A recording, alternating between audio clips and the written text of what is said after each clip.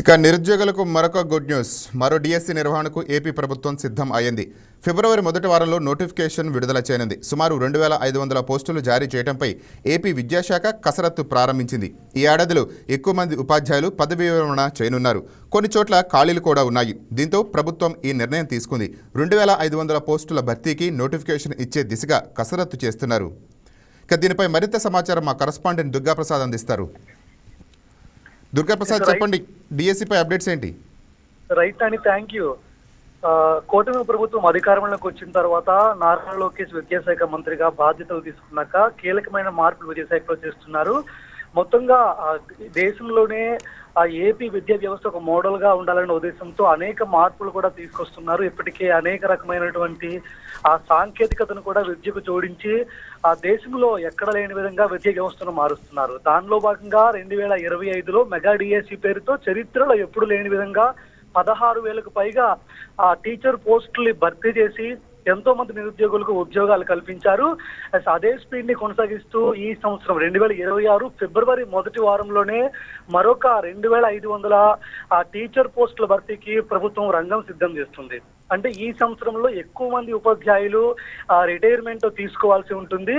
So ఆ నేపథ్యంలో వాళ్ళ స్థానంలో ఈ కొత్తగా తీసుకుంటున్న ఉపాధ్యాయుల్ని భర్తీ చేయబోతున్నారు. కాబట్టి దీనికి సంబంధించి ఇప్పటికీ అన్ని ఏర్పాట్లు కూడా ఏపీఎస్సీ పూర్తి చేసింది. త్వరలోనే టెట్ ఎగ్జామ్ కూడా ఆల్రెడీ నిర్వహించారు. త్వరలో నోటిఫికేషన్ కూడా వెలువడనుంది. ఈ విద్యా సంవత్సరానికి సంబంధించి అంటే 2026-27 విద్యా సంవత్సరం సంబంధించి జీవో నంబర్ 115 కూడా ఇప్పటికీ ఏపీ ప్రభుత్వం రద్దు చేసింది. కొత్తగా 9 రకాల విధానాలు కూడా ఇందులో తీసుకొచ్చారు. ప్రధానంగా 9,000కు పైగా పాఠశాలల్ని, ప్రాథమిక పాఠశాలల్ని మోడల్ ప్రైమరీ స్కూల్స్ గా మార్చాలి అన్న కాన్సెప్ట్ తో ప్రభుత్వం ముందుకెళ్తుంది. ఈ విధంగా మారితే ఖచ్చితంగా అంటే ఏదైతే ప్రైమరీ స్కూల్స్ ఉన్నాయో వాటి తర్వాత పూర్తిగా మారి ఆ ప్రైవేట్ పాఠశాలలకు దిట్టుగా ఈ స్కూల్స్ మారే అవకాశం ఉన్న నేపథ్యంలో ఒక తరగతికి ఒక టీచర్ ఉండే విధంగా ఈ తరగతిలో టీచర్స్ ని నియమిస్తారు.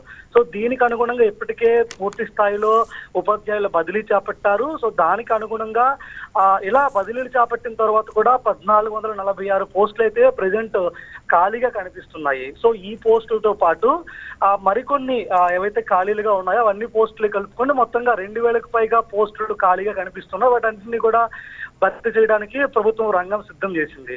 ఇప్పటికీ ఏవైతే 1446 ఖాళీ పోస్టులు ఉన్నాయో వాటికి సంబంధించి కాంట్రాక్ట్ విధానంలో అకాడమిక్ ఇన్స్ట్రక్టర్ పేరిట కొంతమంది స్టాఫ్ అయితే గవర్నమెంట్ రిక్రూట్ చేసుకుని ప్రజెంట్ విద్యా బోధన చేస్తుంది. భవిష్యత్తులో వీటిని కూడా ఈ నోటిఫికేషన్ ద్వారా మరికొంతమంది టీచర్లు తీసుకుని పూర్తి స్థాయిలో విద్యా వ్యవస్థలో పెను మార్పులు తీసుకురాబోతుంది ఏపీ ప్రభుత్వం. ఇక కొత్తగా జిల్లాలో ఏర్పడిన నేపథ్యంలో జిల్లాల వారీగా ఖాళీలను ఎప్పటికీ అభ్యర్థులకు తెలిసే ఛాన్స్ ఉంది? రైట్ నాని ఇంకా పూర్తిగా అప్డేట్స్ అయితే ఇంకా తెలియదు. అంటే ఇది ప్రజెంట్ కసరత్తు జరుగుతుంది. ఏ జిల్లాకి ఎన్ని పోస్టులు కేటాయిస్తారు, ఆ రిజర్వేషన్ ఏ విధంగా ఉంటుందో క్లారిటీ లేదు. ఇది పూర్తి స్థాయిలో ఈ నెల చివరి వారంలో అయితే ప్రభుత్వం విడుదల చేసే అవకాశం కనిపిస్తుంది. మొదటి వారంలో నోటిఫికేషన్ వచ్చే అవకాశం అయితే ఉంది. Thank you Prasad. రైట్.